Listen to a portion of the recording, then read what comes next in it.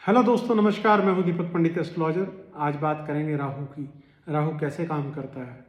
यह आदर्श प्लेनेट है जो दिखता नहीं है। आपको यूनिवर्स में 7 प्लेनेट दिख जाते हैं, लेकिन आपको राहु और केतु नहीं दिखते क्योंकि ये छाया ग्रह है। छाया ग्रह होने के कारण सूर्य और चंद्रमा को ये ग्रहण लगाते हैं। और इन दिनों ये कुंभ राशि के अंदर राहु है और सिंह राशि में केतु है। और भारत की जो कुंडली है वो भी वृषभ लग्न की है और 10वें घर के अंदर राहु है। और जितनी भी तरंगों के तहत काम होता है सब राहु के अंतर्गत आता है। जैसे सैटेलाइट से हम मोबाइल चलाते हैं, टीवी चलाते हैं, जो भी तरंगे हैं, क्योंकि टेक्नोलॉजी का मालिक है राहु। और शनि टेक्नोलॉजी के बॉस हैं, क्योंकि राहु जो है इनके शागिर्द हैं शनि। तो जब भी आप कोई युद्ध की परिस्थिति जैसे आप देख रहे हो ये हो रही है, अंतर्गत बात हो रही है, किसी को कुछ बस एक सूचनाएं मिल रही हैं कि वहाँ ऐसा हो गया या वैसा हो गया। लेकिन राहु जो है विद्या के कारक भी हैं, गुप्त ज्ञान जैसे राजनीति है, एस्ट्रोलॉजी है, संगीत है, क्योंकि ये सरस्वती के कारक है इसलिए। और एक आदमी की शक्ल बिल्कुल अच्छी नहीं, लेकिन उसकी आवाज़ बहुत अच्छी है और वो बहुत अच्छा गाता है। तो वो एक गुप्त ज्ञान है जो राहु के द्वारा प्राप्त होता है।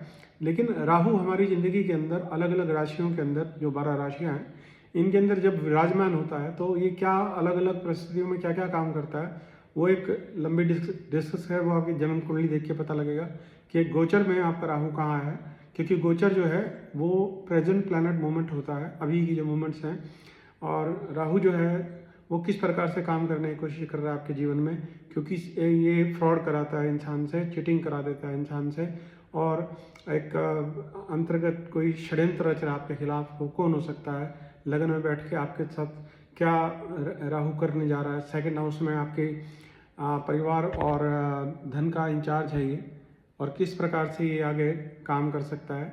और तीसरे हाउस में पैतृक परिवार होता है, भाई बहन। और अगर राहु वहाँ है, कुंभ राशि वहाँ है, तो वहाँ से कुछ हानि हो सकती है। फोर्थ हाउस माता का, सुख स्थान का, वाहन का और एम्प्लॉइज़ का होता है कि कोई एम्प्लॉइज़ कोई गड़बड़ तो नहीं कर रहा कहीं कुछ।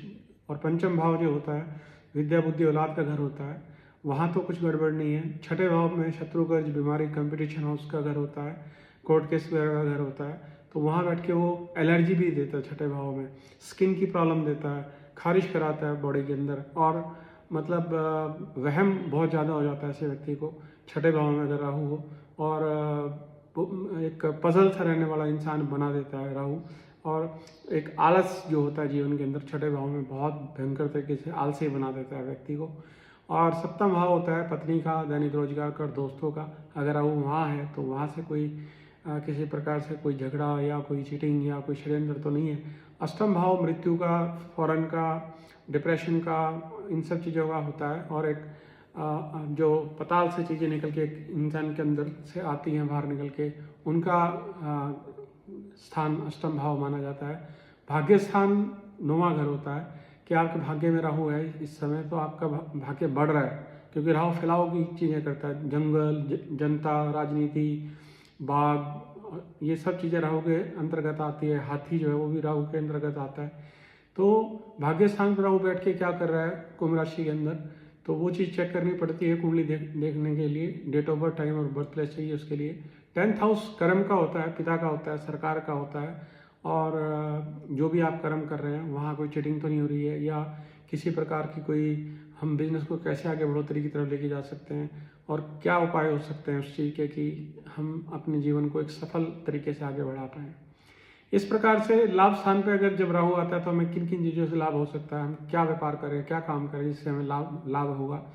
बड़ा भाई का घर होता है 11वां भाव, राहु अगर वहाँ है तो बड़े भाई से क्या आपको मिल रहा है, या क्या आशीर्वाद उनसे प्राप्त हो रहा है, या किस प्रकार से आप आगे बढ़ रहे हैं। तो इसी प्रकार से 12वां घर विदेश का होता है। अगर विदेश के घर, खर्च का घर भी होता है 12वां घर, और बेडरूम भी होता है 12वां घर। अगर 12वें घर में राहु है तो क्या कर सकता है, किस प्रकार से चीटिंग हो सकती है या लाभ हो सकता है, वो सब हम आपकी कुंडली देख के बता सकते हैं। आज के लिए इतना ही मेरे दोस्तों। मेरा चैनल है दीपक पंडित बॉलीवुड एस्ट्रोलॉजर, उसको आप सब्सक्राइब कीजिए, बेल का बटन दबाइए। और अगर आप इच्छुक हैं तो यस का मुझे जवाब जरूर दीजिए, ताकि मैं ये बता पाऊँ कि आपका राहु कौन से घर में है।